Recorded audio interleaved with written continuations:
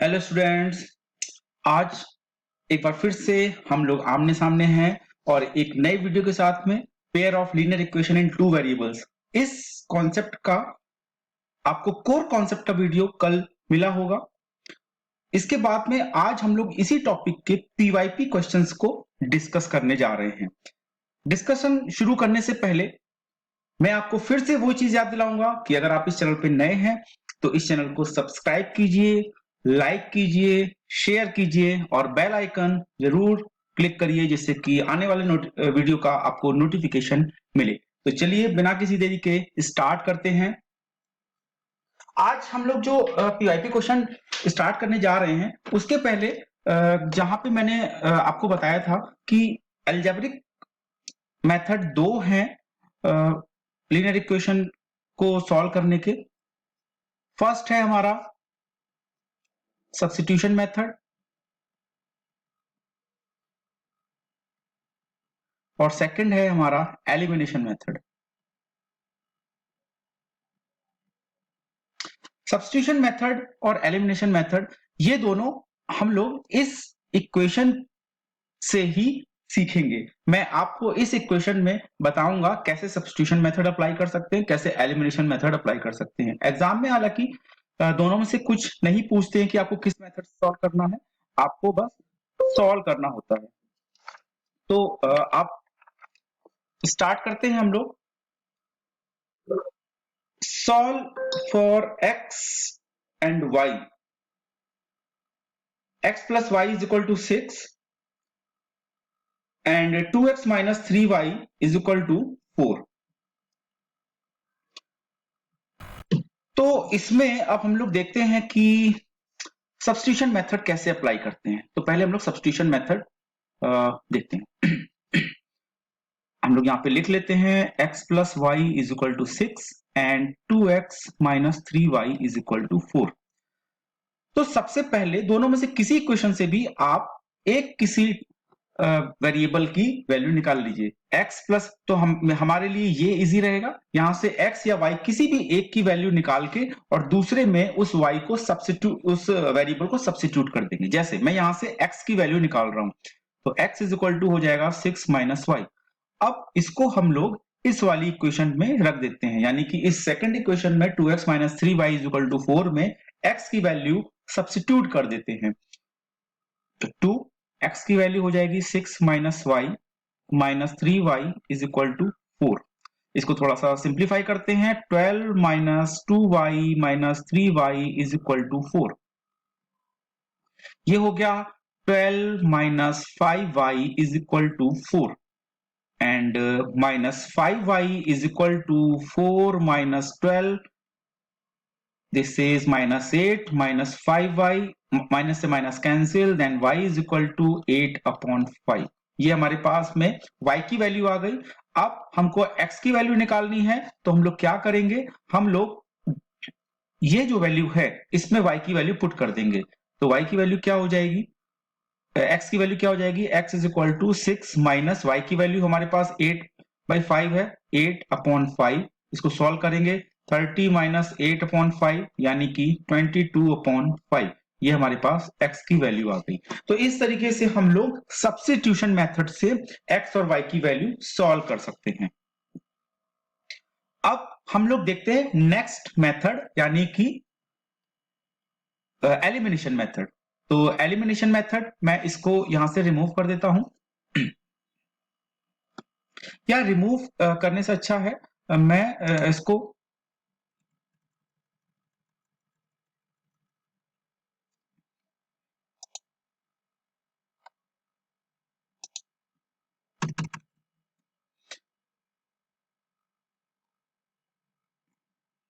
Wait a minute, क्योंकि थोड़ा सा सेटिंग गड़बड़ हो गई है।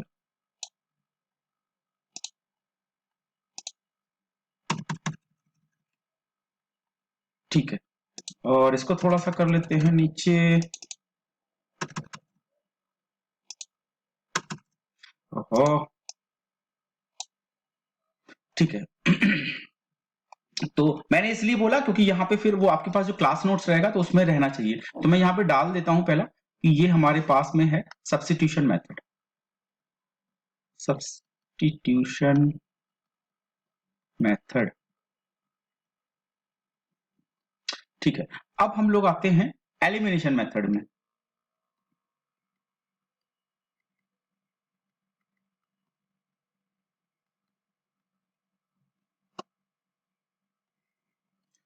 एलिमिनेशन मेथड में फिर से एक बार दोनों क्वेश्चन लिख लेता हूं। x plus Y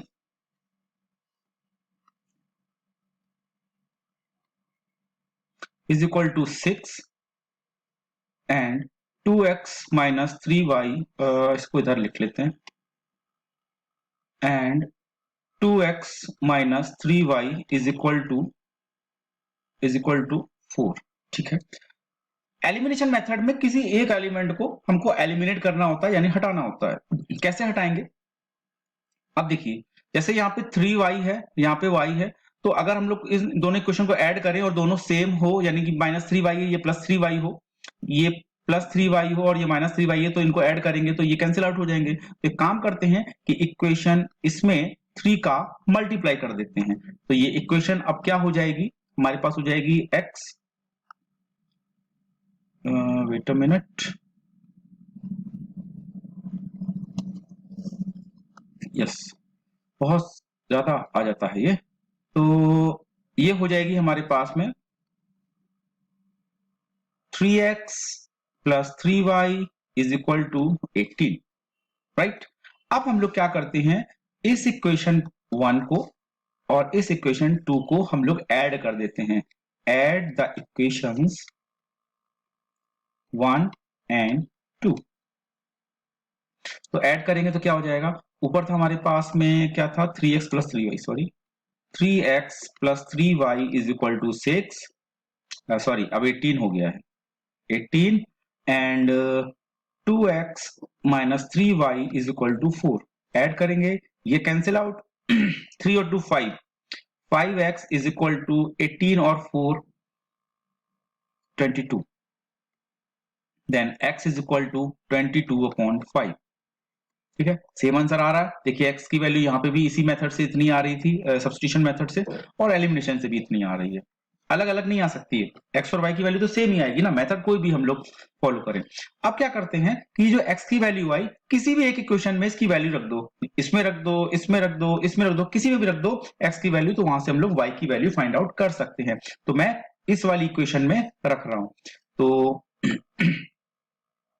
x plus y is equal to 6, then x is equal to हमारे पास 22/5 है, तो पुट करेंगे तो 22/5 plus y is equal to 6, then y is equal to 6 minus 22/5, यानी इसको सॉल्व करेंगे तो आ जाएगा y is equal to 30 minus 22/5, यानी y is equal to 8/5।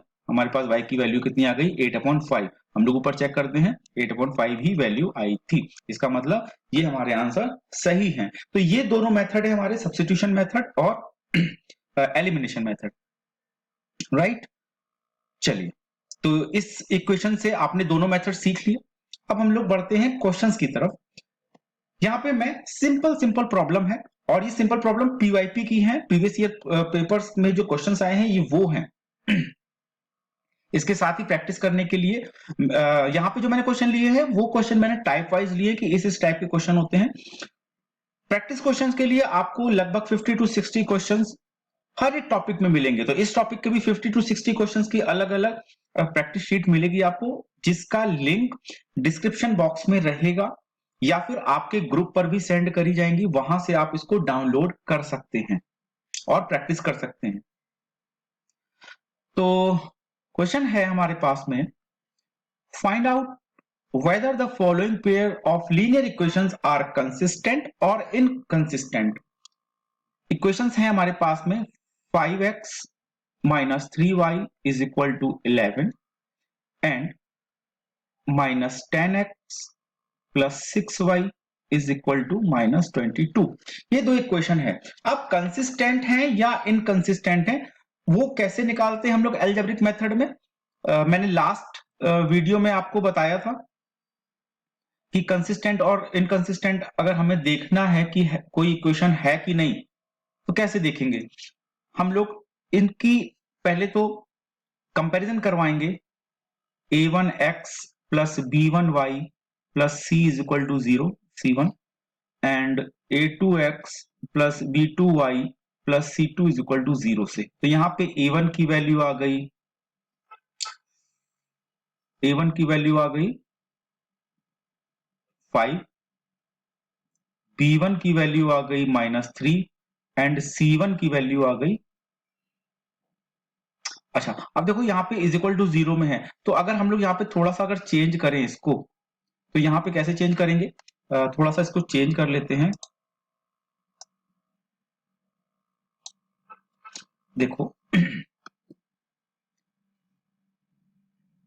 5x minus 3y minus 11 is equal to 0 and minus 10x plus 6y minus plus, क्योंकि minus इधर आएगा तो प्लस में जाएगा, प्लस 22 इज इक्वल टू 0।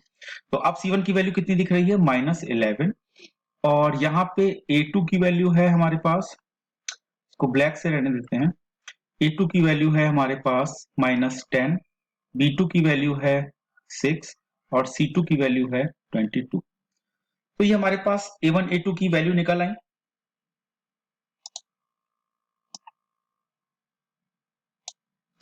अब हम लोग a1 अपॉन a2 निकालते हैं, तो a1 अपॉन a2 कितना निकलेगा? a1 अपॉन a2 निकलेगा हमारे पास 5 अपॉन -10 यानी कि -1 अपॉन 2। इसी तरीके से b1 अपॉन b2 निकालते हैं, तो b1 अपॉन b2 कितना निकलेगा? -3 अपॉन 6 यानी कि -1/2। और c1 अपॉन c2 निकालेंगे, ये कितना आएगा? -11 अपॉन 22, इसको कैंसिल आउट करेंगे तो ये आ जाएगा -1/2। ये इसका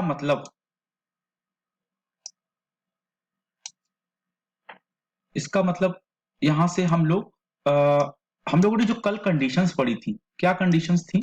कंडीशन थी हमारे पास में कि अगर a1 upon a2 is equal to b1 upon b2 is equal to c1 upon c2, ये तीनों इक्वल आ रहे हैं, तीनों इक्वल आ रहे हैं। देखो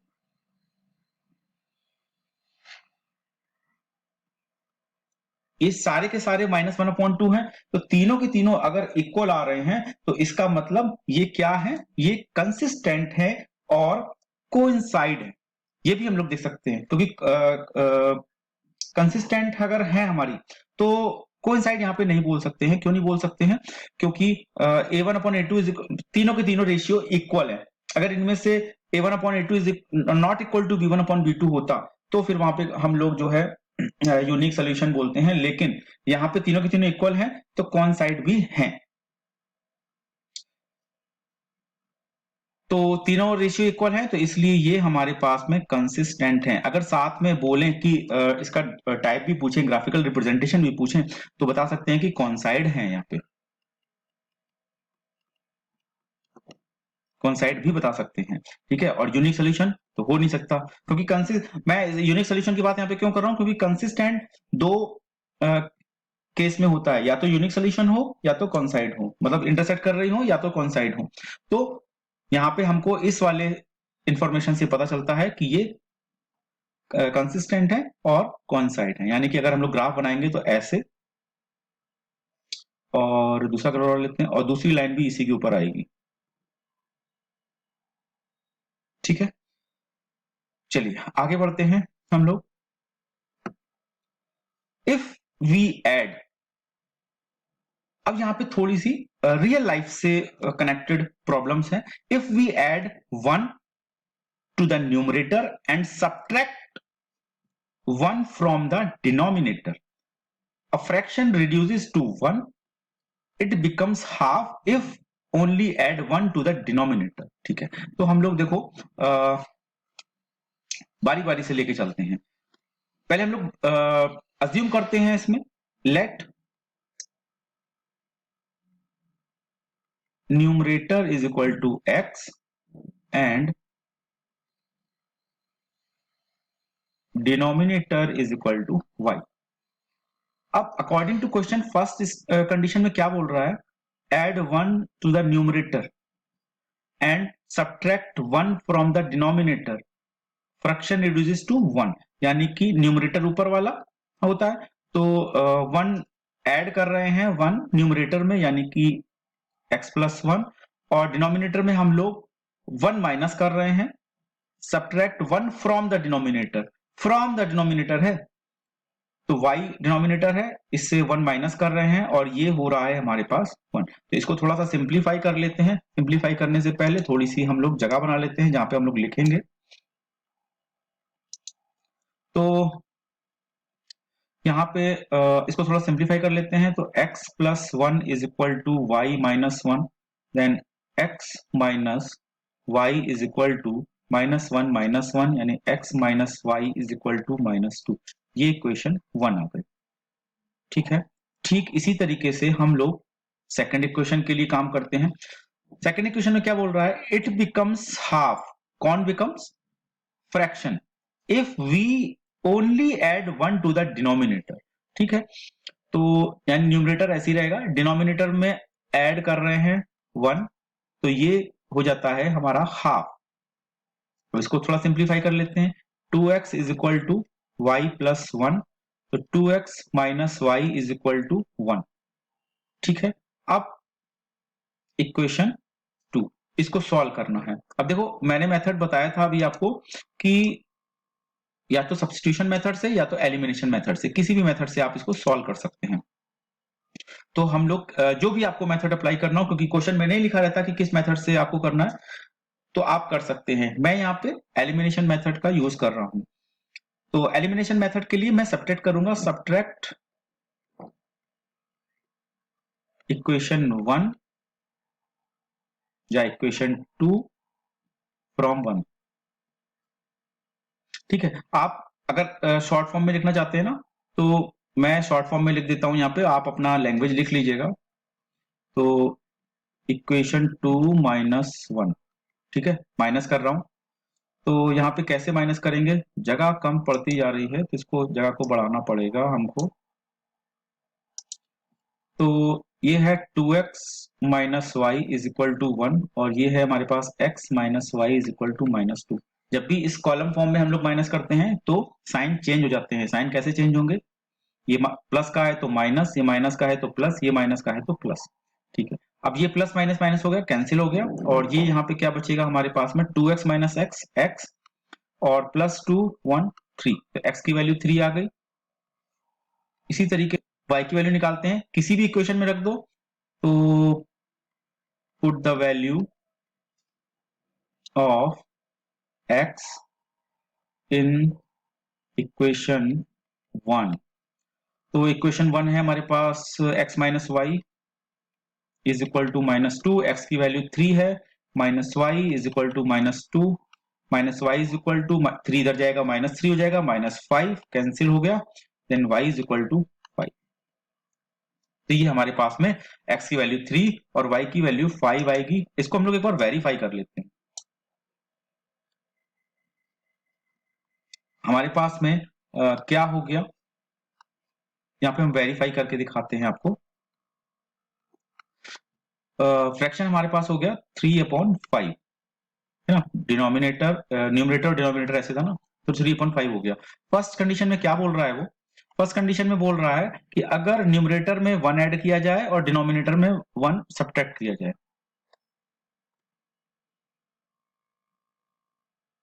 तो इसमें ऐड किया जाए और इसमें माइनस किया जाए, तो कितना हो गया 4/4 यानी कि 1। ठीक है, तो यही तो बोल रहा था वो कि 1 हो जाए। अच्छा ठीक है, सेकंड कंडीशन एक बार हम लोग चेक कर लेते हैं। सेकंड कंडीशन में क्या बोल रहा था, सेकंड कंडीशन में बोल रहा था वो कि हाफ हो जाता है अगर डिनोमिनेटर में 1 ऐड किया जाए। ठीक है, तो 3 और प्लस 1 करते हैं तो 3/6, इसको कैंसिल किया, सिंप्लीफाई किया तो 1/2, यही बोल रहा था। तो इसका मतलब ये हमारे आंसर सही है, वेरीफाई हो गए। ठीक है, चलिए आगे क्वेश्चन में बढ़ते हैं हम लोग। असर्शन रीजन में, the system of linear equation this and this is inconsistent. पहले तुम्हें चेक करना है कि नहीं। तो इनकंसिस्टेंट की केवल एक ही कंडीशन है हमारे पास में, जिसमें कि हमारे पास कंडीशन क्या होती है, फॉर इनकंसिस्टेंट कंडीशन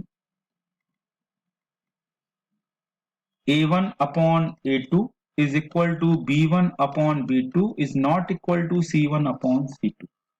देखते हैं हम लोग इसमें इसकी कंपैरिजन किससे कराएंगे, a1x plus b1y plus c1 is equal to 0 और इसकी a2x plus b2y plus c2 is equal to 0। ठीक है, तो अब देखते हैं a1 की वैल्यू क्या आई, a1 की वैल्यू 3, b1 की वैल्यू 5, c1 की वैल्यू -4। इसी तरीके से a2 की वैल्यू 15, b2 सॉरी लिखा तो है ही नहीं, a2 की वैल्यू 15, दिस b2 की वैल्यू 25 एंड c2 की वैल्यू -25। ठीक है, हम लोग चेक करते हैं। तो a1 upon a2, a1 upon a2 यानी a1 अपॉन a2 अगर हम लोग निकाल लें तो 3 अपॉन 15, सिंप्लीफाई करेंगे तो 1 अपॉन 5। ठीक है, b1 upon b2 5 upon 25, cancel किया 1 अपॉन 5। ठीक है, c1 अपॉन c2 निकालते हैं तो -4 अपॉन -25, सिंप्लीफाई किया तो 4 अपॉन 25। हाँ, तो ये a1 upon a2 is equal to b1 upon b2 is not equal to c1 upon c2 की कंडीशन फॉलो कर रहे हैं दोनों इक्वेशन, इसलिए ये इनकंसिस्टेंट है, तो ये हमारा सही है। दूसरा, the pair of linear equation this and this is inconsistent if this, ये भी सही है। तो a और r दोनों करेक्ट है, लेकिन r a का की एक्सप्लेनेशन नहीं है। a भी सही है और r भी सही है, लेकिन r a की एक्सप्लेनेशन नहीं है। ठीक है, तो ये हमारा असर्शन रीजन वाला क्वेश्चन हो गया। अब हम लोग फिर से एक वर्ड प्रॉब्लम पे आते हैं। क्वेश्चन में बोल रहे हैं the large number of to supplementary angles, दो सप्लीमेंट्री एंगल्स में दो एंगल होते ही हैं, दोनों का सम जो है वो 180 डिग्री होता है, इतना हमें पता है, हम लोगों ने 6th-7th क्लास में पढ़ा हुआ है। Exceeds the smaller by 18 degree, what is the measure of larger angle. तो अज्यूम करते हैं, let the larger angle is equal to x and the smaller angle is equal to y। क्या बोल रहे हैं ये कि the larger angle exceeds the smaller by 18, यानी कि x is equal to y plus 18। ये फर्स्ट इक्वेशन बन गई। सेकंड इक्वेशन क्या हो जाएगी, सप्लीमेंट्री एंगल है, सप्लीमेंट्री एंगल है टू सप्लीमेंट्री एंगल्स, इसका मतलब हो जाएगा x plus y is equal to 180। अब एक काम करते हैं, हमको क्या करना है, हमको x की वैल्यू निकालनी है, क्योंकि लार्जर एंगल बोल रहे हैं ना, x की वैल्यू निकालनी है, तो यहां से y की वैल्यू रिप्लेस कर देते हैं। तो हम लोग y की वैल्यू रिप्लेस करने के लिए क्या करते हैं कि यहां पे y की वैल्यू निकाल लो, y is equal to x minus 18, यहाँ पे पुट कर दो, इक्वेशन 2 में पुट कर देते हैं, ये वैल्यू यहाँ पे रख देते हैं। तो x plus x minus 18 is equal to 180, 2x is equal to 180 plus 18, यानी कि ये हो जाएगा 178 इज इक्वल टू 2x, और x इज इक्वल टू कितना हो जाएगा 178 बाई 2 करेंगे तो यानी 2 8 16, 2 9 18, 89, x 89 आ गया। अच्छा, अगर y की वैल्यू निकालते हैं, अगर वेरीफाई करने के लिए कि क्या वो स्मॉलर है, तो 89 में से अगर 18 माइनस करेंगे तो कुछ वैल्यू आएगी, मतलब 89 से छोटी आएगी, तो इसका मतलब हमारे पास लार्जर एंगल की वैल्यू कितनी है, 89, राइट। सो आगे बढ़ते हैं हम लोग। If the pair of equation 3x minus y is equal to 8 and this represent coincide lines, then the value of R. ठीक है, तो हम लोग पहले तो इसकी कंपैरिजन कराते हैं। a1x plus b1y plus c1 is equal to 0 से, और इसकी कराते हैं a2x plus b2y plus c2 is equal to 0 से। तो यहां से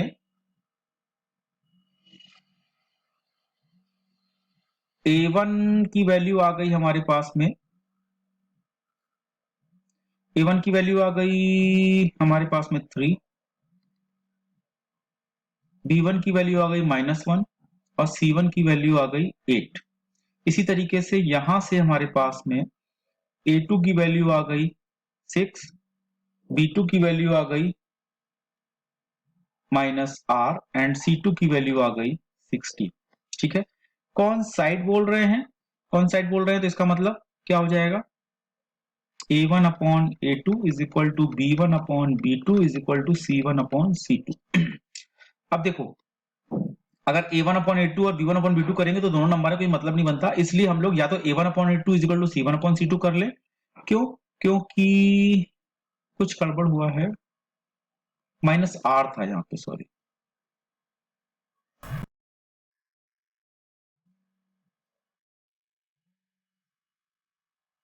यहाँ पे r था। तो a1 सॉरी, अब आ रहा है तो a1 upon a2 equal to b1 upon b2 कर देंगे तब भी हमारा आ जाएगा। तो यहाँ पे a1 अपॉन a2 यानी कि 3 upon 6 is equal to b1 की वैल्यू -1 और इसकी वैल्यू -r, ये कैंसिल हो गया, इससे सिंप्लीफाई किया तो ये आ गया 1/2 is equal to 1 upon r, then r is equal to 2।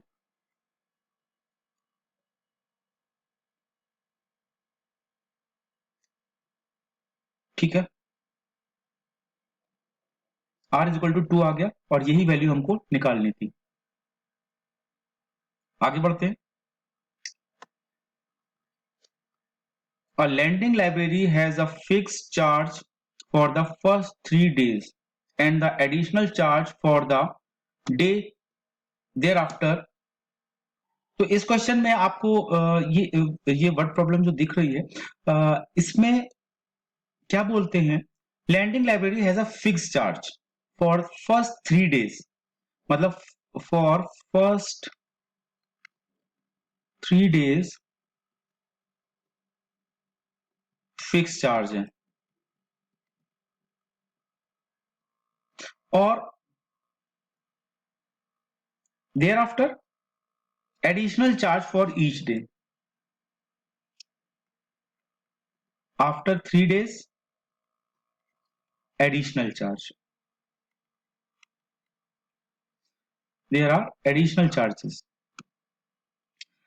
तो अब ये तो हमें इंफॉर्मेशन दे दी, तो हम लोग अज्यूम कर लेते हैं कि जो फिक्स चार्ज है वो x है और जो एडिशनल चार्ज है वो y है। ऋतिक ने 27 रुपीज पे किए फॉर 7 डेज। 7 डेज का मतलब 3 दिन तो आप रख सकते हैं फिक्स चार्ज है, उसके बाद 3 दिन के बाद में जो है एडिशनल चार्ज लगेंगे, यानी कि 3 डेज के लिए तो इक्वेशन इसके लिए क्या बनेगी, 3 डेज के लिए तो हमारे पास फिक्स चार्ज होगा x प्लस, अब 3 दिन के बाद 7 डेज में कितने दिन बचे हैं, 4 डेज, यानी 4 डेज के लिए आपको एडिशनल चार्ज देना पड़ेगा, और each day additional charge for each day, तो ईच डे के लिए y है, एक दिन के लिए y एडिशनल चार्ज है, तो 4 डेज के लिए 4y हो जाएगा। सिंपल है कि अगर एक दिन के लिए 2 रुपीज चार्ज लग रहा है तो 4 डेज के लिए कितना लगेगा, 2 4 8 रुपीज। इसी तरीके से एक दिन के लिए अगर एडिशनल चार्ज y है तो 4 डेज के लिए कितना लगेगा, 4y, एंड टोटल मिला के उसने कितना पे किया, 27। इक्वेशन 1 हो गई। इसी तरीके से दूसरा जो स्टूडेंट है मनमोहन, उसने 21 रुपीज पे किए फॉर 5 डेज, यानी कि एक्स जो है वो तो एडिशनल चार्ज हो, फिक्स चार्ज हो गया फॉर 3 डेज, अब 5 डेज के लिए टोटल लिए, यानी कि अब बचे 2 डेज, यानी 2 डेज के लिए वो एडिशनल चार्ज देगा, और कितना पे कर रहा है, 21 रुपीज। ये इक्वेशन 2 हो गई। तो क्या करते हैं हम लोग कि इक्वेशन 1 माइनस इक्वेशन 2। तो अगर इक्वेशन 1 माइनस इक्वेशन 2 अगर हम इसको यहां से हटा दो, इक्वेशन 1 माइनस इक्वेशन 2 अगर हम लोग करेंगे, हम लोग क्या करते हैं यहाँ पे equation 1 minus 2, equation 1 minus equation 2 करेंगे तो मैंने बताया था कि जो साइन है वो चेंज हो जाते हैं, यानी जो प्लस है वो माइनस, जो प्लस है वो माइनस, जो प्लस है वो माइनस, तो ये कैंसिल आउट हो गया और ये हो गया 2y is equal to 6, then y is equal to 3 and x की वैल्यू निकालनी किसी भी एक इक्वेशन में रख देते हैं, तो हम लोग इस इक्वेशन पे रख रहे हैं, किस इक्वेशन पे, यानी x plus 4y is equal to 27, then x plus 4 into 3 is equal to 27, 4 3 जा 12, x is equal to 27 minus 12, यानी x is equal to 15 rupees, यानी फिक्स चार्ज 15 रुपीज है और हमारे एडिशनल चार्ज 3 रुपीज है। एक बार वेरीफाई करके देखें, हम लोग किसी भी एक इक्वेशन में रख दो, ये इक्वेशन फुलफिल होनी चाहिए। यहाँ पे अगर रखते हैं x 15 प्लस 12 27 और यहाँ पे रखते हैं तो 15 प्लस 4 3 जा 12 12 27, और अगर यहां रखते हैं हम लोग, और अगर यहां रखते हैं x प्लस 2y में, तो x की वैल्यू 15 और 2 3 जा 6, 15 और 6 21, ठीक है। तो ये हमारा आंसर वेरीफाई हो गया, यानी दोनों आंसर सही हैं हमारे। नेक्स्ट क्वेश्चन की तरफ बढ़ते हैं अब हम लोग। Sabina went to bank ATM to withdraw 2000. She received 50 rupees and 100 rupees notes only. If Sabina got 25 notes in all, how many notes of 50 rupees and 100 rupees? तो पहली चीज तो ये जो भी क्वेश्चन पूछ रहा होता है उसी को अज्यूम करेंगे। तो यहाँ पे बोल रहा है how many notes of 50 and 100, तो let the number of 50 rupees notes is equal to x and the number of 100 rupee notes is equal to y, ठीक है। तो पहली चीज एक तो ये बोली गई है कि इफ शी गॉट 25 नोट्स, यानी कि दोनों को मिला के 25 नोट्स हैं, इक्वेशन 1 बन गई। इक्वेशन 2 के लिए बोल रही है कि 2000 रुपीज निकाले, इसमें कि 50 रुपीज के नोट्स और 100 रुपीज के नोट्स हैं। तो मान लेते हैं 50 रुपीज के नोट्स कितने x हैं, तो एक की वैल्यू 50 रुपीज है, तो x की वैल्यू कितनी हो जाएगी 50x, और 100 नोट की कितनी है y है, तो 100y, टोटल मिला के कितना है 2000 रुपीज। ये इक्वेशन 2 हो गई। अच्छा, इसको थोड़ा सिंप्लीफाई कर लेते हैं, इक्वेशन 2 इसको भी नहीं मानते हैं हम लोग, सिंप्लीफाई करते हैं तो 50 कॉमन लेके अगर हम लोग डिवाइड करेंगे तो x plus 2y is equal to 40, ये इक्वेशन 2 हो गई। अब इक्वेशन 1 और 2 को हम लोग सॉल्व करते हैं, कैसे करेंगे, इन दोनों इक्वेशन को, इक्वेशन 1 माइनस 2, यानी कि ये हो गया हमारे पास में x plus 2y, sorry x plus y is equal to 25। अच्छा, ये बड़ी वाली ऊपर लिख लेते हैं जिससे हमें आसानी रहेगी, आप कुछ भी कर सकते हैं, ठीक है, उससे कोई फर्क नहीं पड़ता कि ऊपर कौन सी लिख रहे हैं। x plus 2y is equal to 40 and x plus y is equal to 25। चलो माइनस कर रहे हैं तो साइन चेंज हो जाएंगे, प्लस का माइनस, प्लस का माइनस, प्लस का माइनस, ये cancel out, 2y minus y is y, 40 minus 25 is equal to 15, तो y की वैल्यू 15 आई, और हम लोग किसी भी एक इक्वेशन में रख देते हैं, तो हम लोग इस इक्वेशन में रख रहे हैं, यानी x plus y is equal to 25, तो x plus 15 is equal to 25, then x is equal to 10, तो x की वैल्यू 10 और y की वैल्यू 15। हम लोग वेरीफाई कर लेते हैं, अगर इस इक्वेशन पे रखेंगे तो 15 प्लस 10 करेंगे तो 25 आ जाएगा, इस इक्वेशन पे रखते हैं तो x की वैल्यू हमारे पास 10 है और y की वैल्यू 15 है, तो 10 और 15 टू द 30, 30 टू 10 40, तो ये भी इक्वेशन सही है, यानी कि ये हमारे आंसर बिल्कुल सही है। तो नेक्स्ट क्वेश्चन की तरफ आते हैं हम लोग। नेक्स्ट क्वेश्चन पे है ये इक्वेशन और ये इक्वेशन दी हुई है और has a unique solution. Unique solution है, इसका मतलब क्या है, दोनों का इंटरसेक्शन पॉइंट एक ही है और x और y की वैल्यू एक ही होगी दोनों के लिए। तो k की वैल्यू पूछ रहे हैं, तो इसका मतलब हम लोग क्या करें, x प्लस के वाई इज इक्वल टू 5 है और x और y की वैल्यू हमें यहाँ दे रखी है, वो वैल्यू यहाँ पे पुट कर देते हैं। तो x की value 2 plus k into y की value 1 is equal to 5, then k is equal to 5 minus 2, then k is equal to 3। तो k की वैल्यू कितनी आ गई? 3। बहुत ही इजी क्वेश्चन था। नेक्स्ट क्वेश्चन की तरफ बढ़ते हैं। Find the value of a and b for which the system of linear equation 3x plus 4y is equal to this and this is equal to this and this has infinite number of solution।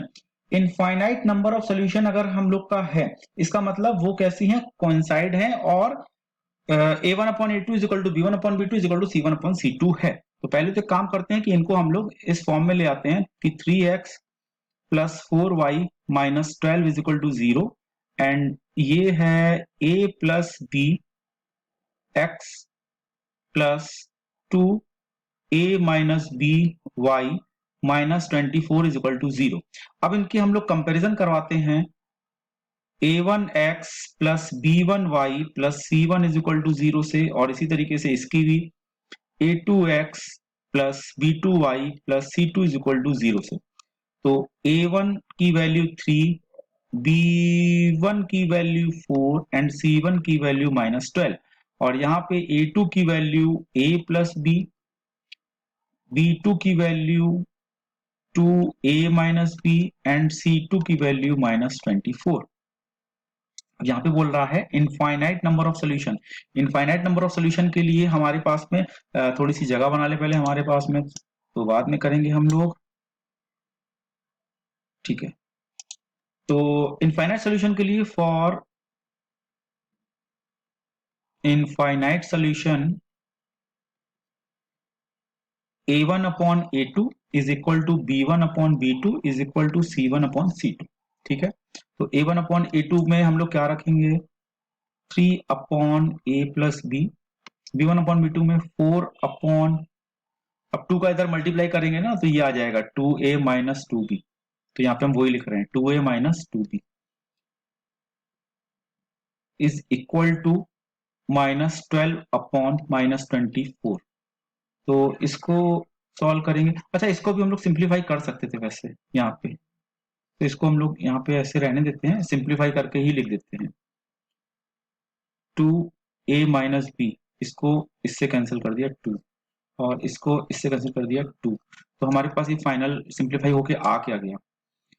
3a plus b up is equal to 2 upon a minus b is equal to 1 upon 2, ठीक है। बारी बारी से इसको solve करके a और b की value निकालेंगे हम लोग।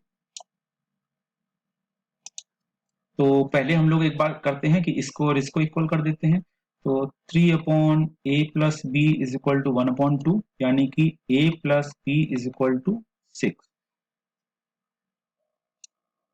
फिर अब अबकी से हम लोग क्या करते हैं, इसको और इसको इक्वल कर देते हैं, तो ये क्वेश्चन 1 हो गई। तो ये हो गया a minus b is equal to 4, ठीक है। इसको इसको इक्वल जब करेंगे, जब इसको इसको, ये इक्वेशन 2 हो गई। इन दोनों को हम लोग ऐड कर देते हैं, जब ऐड करेंगे तो क्या आएगा? ऐड करने पे ये और ये कैंसिल हो गया, 2a is equal to 10, then a is equal to 5, ठीक है। किसी भी एक इक्वेशन में रख दो, इसमें या इसमें, किसी में भी, हमने इसमें रखेंगे a plus b is equal to 6, तो a की वैल्यू 5 प्लस b की वैल्यू निकालनी है 6, देन b की वैल्यू 1। तो ये हमारे पास में a और b की वैल्यू आ गई। हम लोग को इसमें शायद a और b की वैल्यू ही निकालनी थी, यस एग्जैक्टली, a और b की वैल्यू ही निकालनी, ठीक है। तो आगे बढ़ते हैं हम लोग। अभी कितने क्वेश्चन, बस ये लास्ट क्वेश्चन है, इसके बाद हम लोग वाइंड अप करेंगे। इसको वाइंड अप करने के लिए पहले हम लोग को लास्ट क्वेश्चन करना पड़ेगा। ये क्वेश्चन बहुत इंपॉर्टेंट है, ये क्वेश्चन एनसीईआरटी का, लेकिन बहुत अच्छा क्वेश्चन लगता है मुझे भी, और इंपॉर्टेंट क्वेश्चन भी है एग्जाम पॉइंट ऑफ व्यू से। तो 2x plus 3y is equal to 11 and 2x minus 4y is equal to minus 24, hence the value of m। तो पहले तो हमको ना बिल्कुल ठीक इसी तरीके से ये क्वेश्चन है जैसे ये है, इसमें x और y की वैल्यू दी थी और k की वैल्यू निकालनी थी, ठीक इसी तरीके से इस वाले क्वेश्चन में x और y की वैल्यू दी नहीं है, फाइंड आउट करनी पड़ेगी इन दोनों इक्वेशन से, और then after we will put the value of x and y in the equation y is equal to mx plus 3 and we will get the value of m. So now 2x plus 3y is equal to 11 and 2x minus 4y is equal to minus 24. तो हम लोग इसको क्या करते हैं, हम लोग इन दोनों इक्वेशन को सब्ट्रैक्ट कर देते हैं. ये इक्वेशन हमारे पास में 1 हो गई, ये इक्वेशन 2 हो गई, तो इक्वेशन 1 माइनस 2, तो साइन चेंज हो जाएंगे, माइनस प्लस प्लस, ये कैंसिल, 4 और 3 7, y और ये हो गया 35, y इज इक्वल टू 5. किसी भी एक इक्वेशन में रख दो, हम इस इक्वेशन पे रख रहे हैं. 2x plus 3y is equal to 11, 2x plus 3 into 5 15 is equal to 11, 2x is equal to 11 minus 15, 11 minus 15 minus 4, then x is equal to minus 2. ठीक है, माइनस 2 आया. अब हम लोग इस वाली इक्वेशन में y और x की वैल्यू रख के m की वैल्यू निकाल सकते हैं. Then y is equal to mx plus 3, y की वैल्यू 5 है, m की वैल्यू माइनस 3 है, सॉरी माइनस 2 है,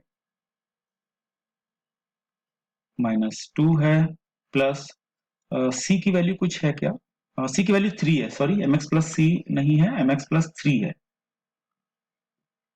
3.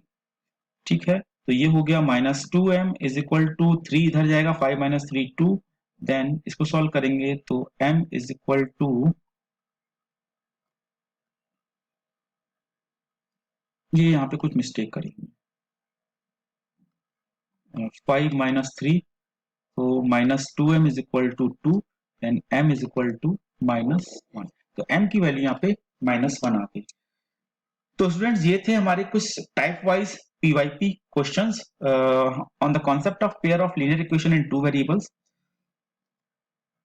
आपको इस वीडियो के डिस्क्रिप्शन बॉक्स में इस कॉन्सेप्ट पे प्रैक्टिस क्वेश्चंस मिलेंगे, जो कि लगभग 50 से 60 क्वेश्चन हो सकते हैं, और उन्हें उन पेपर्स को डाउनलोड करके, उन शीट्स को डाउनलोड करके आप प्रैक्टिस कर सकते हैं. और अगर कोई भी क्वेरी या डाउट आता है तो आप हमारे होमवर्क हेल्प में, व्हाट्सएप ग्रुप है ये होमवर्क हेल्प का, जो जिसमें कनेक्ट हो सकते हैं. इस होमवर्क हेल्प के व्हाट्सएप ग्रुप का लिंक इस वीडियो के डिस्क्रिप्शन बॉक्स में है. साथ ही साथ अगर आपको वो लिंक से ज्वाइन नहीं कर पा रहे हैं तो आप इस नंबर पे कॉल करके, कांटेक्ट करके आप उस ग्रुप को ज्वाइन कर सकते हैं. इस होमवर्क हेल्प में आप अपनी क्वेरी की इमेज भेजेंगे तो आपको उस क्वेरी का, उस प्रॉब्लम का वीडियो सोल्यूशन और टेक्स्ट सोल्यूशन दोनों ही मिलेगा. तो keep learning with me and math, और मिलते हैं नेक्स्ट वीडियो के साथ में. Thank you.